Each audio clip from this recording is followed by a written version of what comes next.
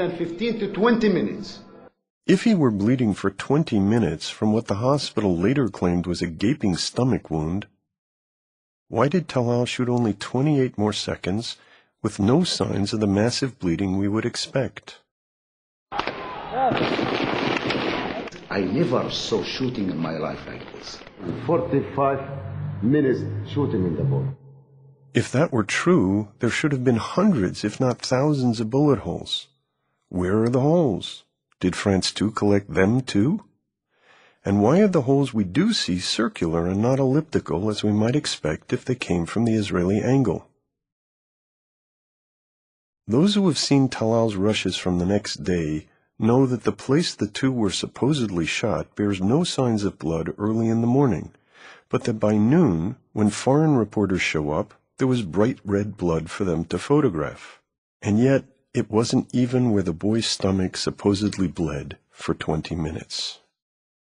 I saw the boy laying down, his father lap, and the father going dizzy like this. In that minute, I was sure the boy got killed. I was screaming, the boy is dead, the boy is dead. Talal may remember it this way, but in fact he was shouting Met Awalad, the boy is dead, long before he was even hit.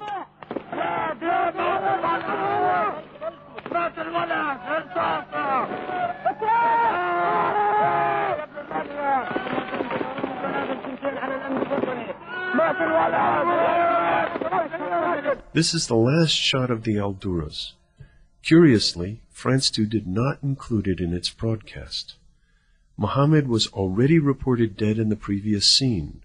The father has now turned away from the boy, and the boy still holds his free hand over his eyes, not clutching his stomach wound. Was the dead boy moving? Let's look again. Andirlin claimed he cut this footage because it showed the boy's death throes and was too painful for the audience to look at.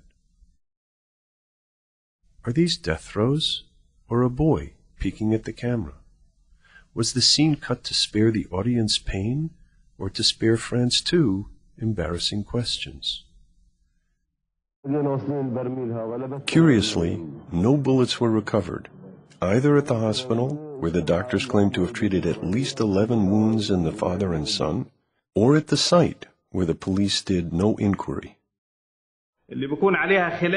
When there are differences in the assessment of a specific case, when further inquiries prove necessary, then of course investigation is mounted.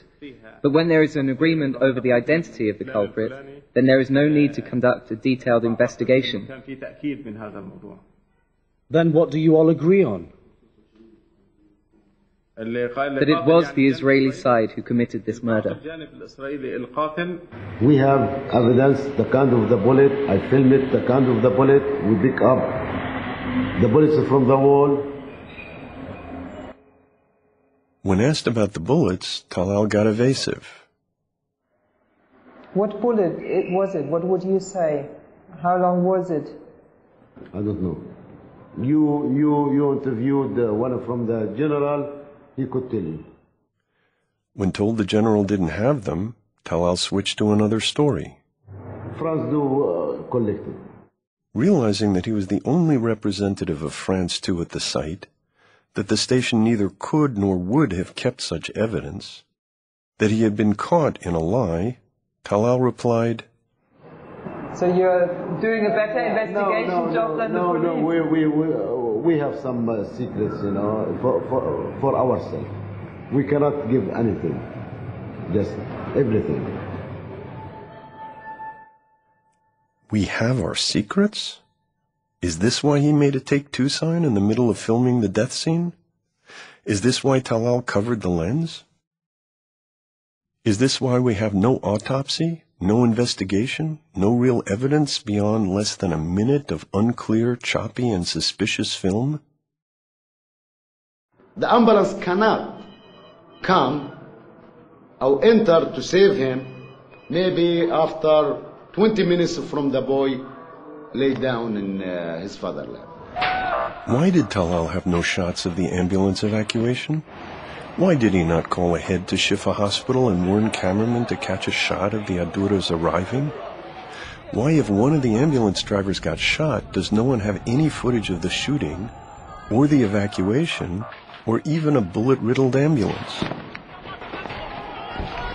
Why didn't Western journalists, exercising minimal caution, ask these questions right away? And you are blaming the Israeli soldiers? I'm blaming whoever was face-to-face with him. Okay? And you know, if, from that point, who was facing this boy and that child? The Israeli soldiers. Of course, okay. You said, now you're talking right. Those who have seen the rushes from that day, still unreleased to the public by France 2, are struck by how many patently staged scenes Talal shot.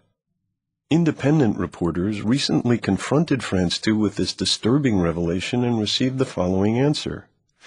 Ah, yes, monsieur, but you know well that it's always like that. Always? Even with Mohammed Adura?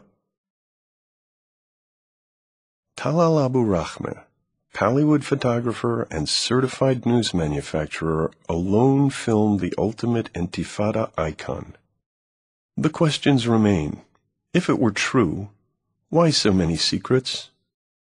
Why so many lies?